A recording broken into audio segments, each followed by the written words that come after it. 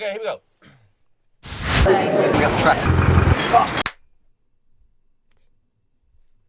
My name's Charlie Dark, and I grew up in South London. So I was literally looking for ID magazine one day, and there was an article about this hairdresser called Dem that was in Soho. So I literally went there the next day and said, I'm from South London, and I'm black, and I'm young, and you haven't got any black people from South London working in your shop. So you should give me a job because I'm just going to make the place look cool. I can just stand in the doorway. First customer was Malcolm McLaren. He gave me the best piece of advice that anyone's ever given me, which is basically, if you want something done or you want to do something, you should just go and do it. A illustrious musical past. He is part of an amazing crew called what are they called again? Attica Blues. He was signed to Sony and they did great things. But I managed to persuade him to dust off his music making equipment, and he's done an amazing remix for us. And this is the TP. So, pass over to Thank you very much, bro. Thank you. Brilliant. I started Attica Blues kind of virtually just after leaving uni. I kind of had an epiphany in Groove Records. I don't have a gold chain. I've never held a gun in my life. I don't have a girlfriend. I don't have a flash car. I live in a bedroom that is 6 foot by 6. I need to kind of make some records reflecting the life that I'm living in the UK. And, you know, harking back to the advice from Malcolm McLaren is if you can't do it, then you just have to do it yourself. I just thought to myself, I'm going to go make some records. The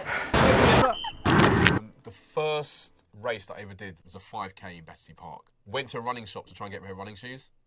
And it was kind of like going into a record shop back in the 80s. Because it was very much like, you don't look like a runner, so we're not going to really deal with you in a serious manner. You just stand over there, and then when we're ready to deal with you, you know, because you actually don't really know what you're talking about. And I just suddenly thought to myself, there must be 1,000 people like me, you know, and it is, after all, you know, the 2000s. Why are we still kind of dealing with running like it's Chariots of Fire? You know, I'm not going to wear little racing shorts. I'm not going to wear a little white vest. I'm not going to grow a moustache, you know. I live in East London, and I like running, and I want people to deal with me, you know. So, what am I going to do? I'm going to start my own crew. And so I thought, right, I'm listening to a lot of reggae at the moment, and there's this crew called the Dem Crew. Right, run Dem Crew. Right, brilliant. So let's find this out. Who's running with greyhounds? You can take greyhounds? You've got the sleeves on, professional. Run Dem Crew has now been going for 3 years. We have over 150 people who are part of the crew. As time has gone on, the crew has become a lot more serious about its approach to running and I think that's only a natural thing. As you get into something, you start to enjoy it more. You want to kind of, you know, go faster, go further, be better. I started running at night. Basically, I think that London transforms itself at night into another city. You see different characters, you see different people, you notice different sights, you hear different sounds, you smell different smells. And so, therefore, nighttime is the time when I love running through London most.